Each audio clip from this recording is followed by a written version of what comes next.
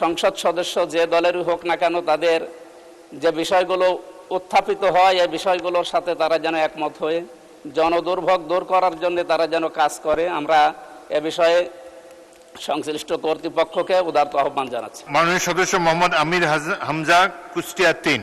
তো নোটিশ দিয়েছি প্রায় 30টা, কোনটার উপরে আমি তো জানি না। মানে দৈনিক একটা নোটিশ দিবেন। কুষ্টিয়া পৌরসভার পানি সংকট আছে নাকি বলেন। মাননীয় স্পিকার, বাংলাদেশের অন্যতম জেলা কুষ্টিয়ার পৌরসভার পানি নিষ্কাশন যে ব্যবস্থাটা এখন দিন দিন অকেজো হয়ে পড়ার কারণে আমাদের জনদুর্ভোগ চরমে পৌঁছিয়েছে।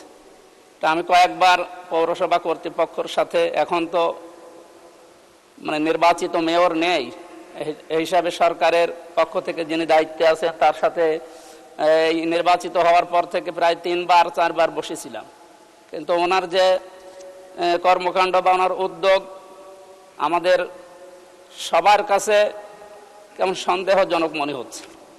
কারণ কাজকর্মের কোনো গতি আমরা এখনো বৃদ্ধি করতে পারছি না।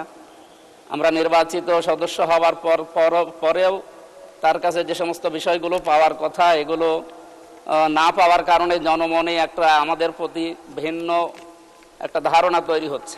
সুতরাং আমরা আপনার মাধ্যমে আমাদের পৌরসভার কর্তৃপক্ষ সহ আরও স্থানীয় সরকারের যে সমস্ত বিষয়গুলো আছে, সংসদ সদস্য যে দলেরই হোক না কেন তাদের যে বিষয়গুলো উত্থাপিত হয় এই বিষয়গুলোর সাথে তারা যেন একমত হয়ে জনদুর্ভোগ দূর করার জন্য তারা যেন কাজ করে, আমরা এ বিষয়ে সংশ্লিষ্ট কর্তৃপক্ষকে উদারত আহ্বান জানাচ্ছি। মাননীয় স্পিকার, আপনাকে ধন্যবাদ।